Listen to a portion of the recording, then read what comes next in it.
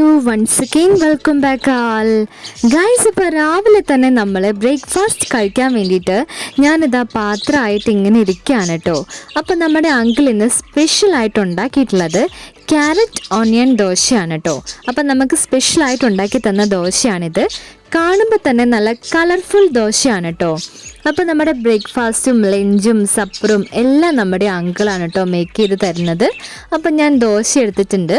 അപ്പോൾ എന്നോട് വന്നിട്ട് ചോദിക്കുകയാണ്, മീൻ കഴിക്കോ ചിക്കൻ കഴിക്കോ എന്നൊക്കെ ചോദിക്കുകയാണ് കേട്ടോ.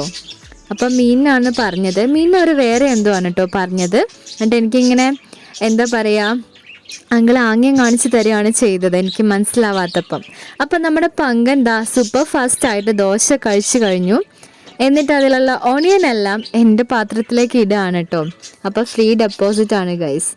അങ്ങനെ നമ്മൾ ദോശ എടുത്ത് വെച്ചിട്ടുണ്ട് ഗായ്സ്. അപ്പം നമ്മുടെ ചട്നി വന്നിട്ട് എന്ത് ചട്നിയാണെന്ന് എനിക്ക് മനസ്സിലായില്ല കേട്ടോ. പക്ഷെ നമ്മുടെ ചട്നിയിൽ ഒരുപാട് ഐറ്റംസ് വന്നിട്ടുണ്ട്. അപ്പം നമുക്ക് വേഗം നമ്മുടെ ചട്നി എല്ലാം എടുത്തിട്ട് ദോശ വേഗം കഴിച്ച് നോക്കാം കേട്ടോ. അപ്പം ഞാൻ നമ്മുടെ 2 സ്പൂൺ ചട്നി എടുത്തിട്ടുണ്ട്. ഇനി നമുക്ക് കഴിക്കാം കേട്ടോ. അപ്പം നല്ല രസമുണ്ടായിരുന്നു നമ്മുടെ ചട്നീൻ്റെ സ്മെല്ലൊക്കെ വന്നിട്ട്.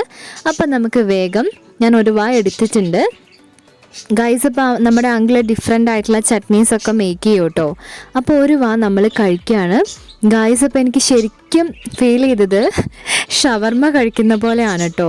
ഷവർമ്മേൻ്റെ ടേസ്റ്റായിരുന്നു നമ്മുടെ ചട്നിയും ദോശയും കൂടെ വായിൽ വെച്ചപ്പം. നമ്മുടെ ചട്നി വന്നിട്ട്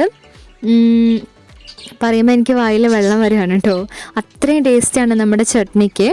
ഒരു ടൈപ്പ് കടലയില്ലേ, ആ കടലേൻ്റെ ടേസ്റ്റാണെന്ന് തോന്നുന്നു, എനിക്കറിയില്ല എന്ത് ചട്നിയാണെന്ന്.